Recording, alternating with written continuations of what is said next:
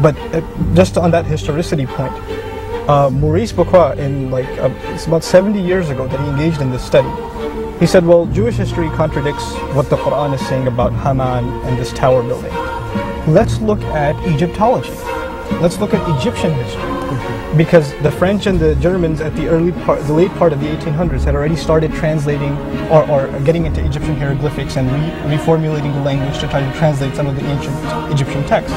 Egyptology was a big deal in the early 1900s even. So he travels to speak to some of these Egyptologists, says to them the Quran has this name, Haman, as a minister working for the historical pharaoh at the time of Moses, that specific pharaoh. Egyptologists tell him, and this is actually articulated in his book, The Bible, Quran, and Science, that there's no way this man could have known that name, and it's not even going to be there because that language, the Egyptian hieroglyphic language, was already dead for a couple of thousand years. Nobody knew that language. After translation, he goes to Austria and finds out there's actually a list of people that worked in the court of Pharaoh. They find Haman as the chief architect. That's actually found in Egyptology, a name mentioned in the Quran.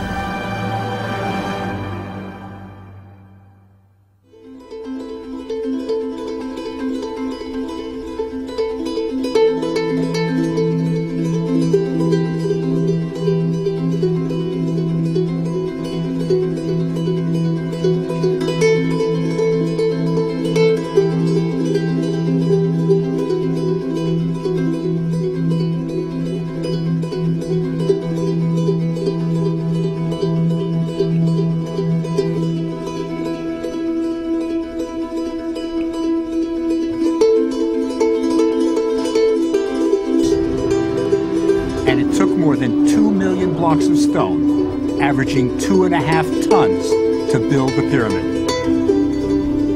We know where the construction workers lived and what they ate. We even know the name of the architect who designed it, Hemienu. That's him there, with rolls of fat to show he's prosperous.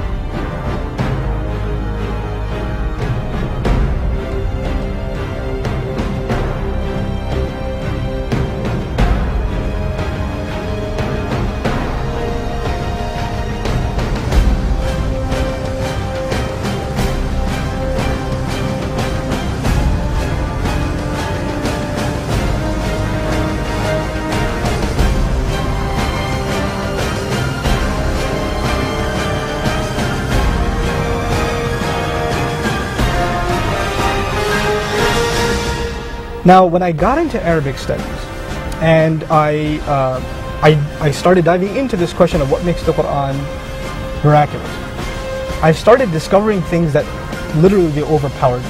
And I'm still a student of them. I actually teach a seminar that's traveling the country called Divine Speech.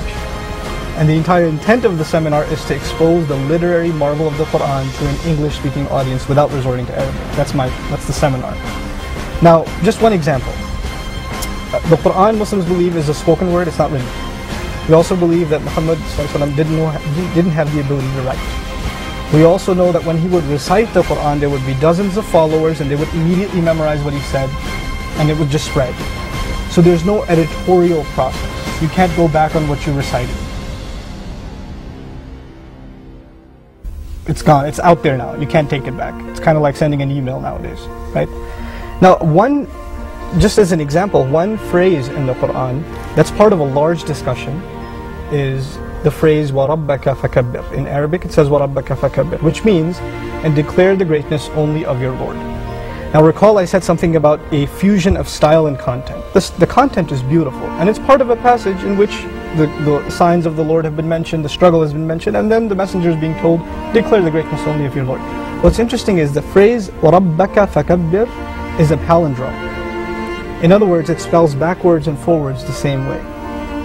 So the Quran is declaring the greatness of the Lord in a way, in its spelling form, and there's multiple instances in the spoken Quran, that it's actually a linguistic palindrome. Now, when you want to generate a palindrome in English, like race car, or Bob, or dad, or something like that, small one-syllable ones are easy to generate.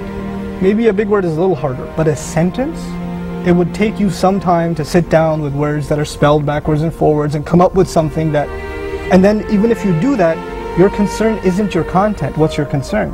The spelling. So the spelling is actually dictating your content. Here you have multiple instances in the Quran where the content hasn't been altered. The content is continued, it flows with the passage, and yet the spelling structure is, it's a palindrome. It's symmetrical, backwards and forwards the same way. And this is not one, these are multiple instances in the Quran. And this is one area of the many areas of the linguistic marvel of the Quran.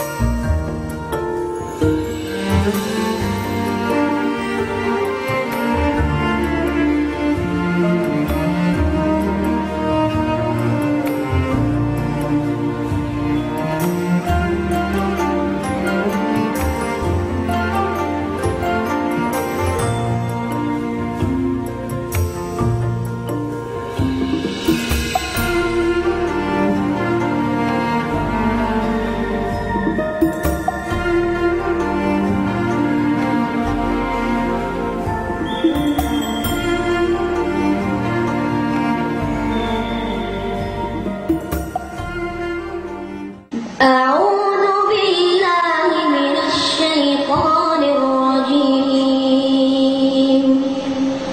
بسم الله الرحمن الرحيم. ياسين والقرآن الحكيم إنك لمن المرسلين على صراط مستقيم تنزيل العزيز الرحيم لتنذر قوما ما أنذر آباؤهم فهم غافلون. لقد حق القول على أكثرهم فهم لا يؤمنون.